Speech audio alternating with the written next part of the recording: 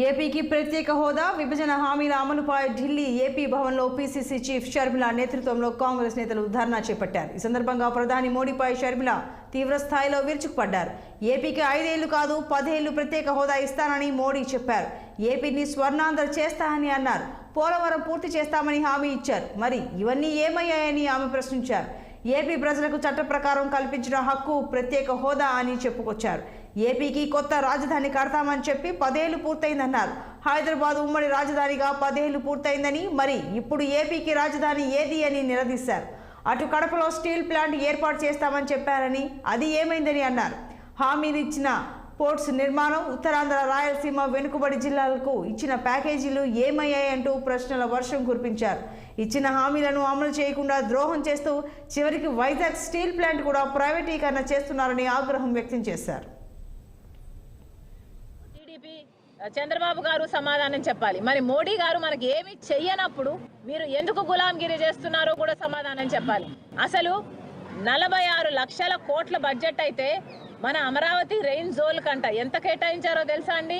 ఈరోజు పేపర్లు వచ్చింది 1000 రూపాయలు ఇచ్చారట. 1000 రూపాయలు కేటాయించారంట. అంటే మనకు 25 ఎంపీలు ఉన్నారు, ఇంకొక 6 మంది రాజ్యసభ ఎంపీలు ఉన్నారు. మొత్తం 31 మంది ఎంపీలు ఉంటే తలా 33 రూపాయలు తీసుకొచ్చారనమాట.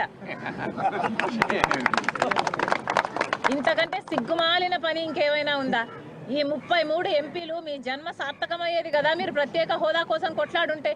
కనీసం ఒక్కసారైనా ప్రశ్నించారా? ఒక్కసారైనా మీరు కొట్లాడారా? ఒక్కసారైనా మీరు గొంతు విప్పారా? ప్రత్యేక హోదా ఎంత అవసరమో మీకు తెలిసి కూడా ప్రజల చేత మీరు ఓట్లు వేయించుకున్నారు అన్న ఇంగితం కూడా లేకుండా, కనీసం ఆ ప్రజలకు కనీస కృతజ్ఞతైనా లేకుండా మీ స్వలాభం కోసము ప్రజలను తాకట్టు పెట్టారంటే ఇంకా మిమ్మల్ని నాయకులు అని ఎలా అనుకోవాలి? మళ్ళీ చెప్తున్నాం, ప్రత్యేక హోదా ఆంధ్ర రాష్ట్రానికి చాలా అవసరం.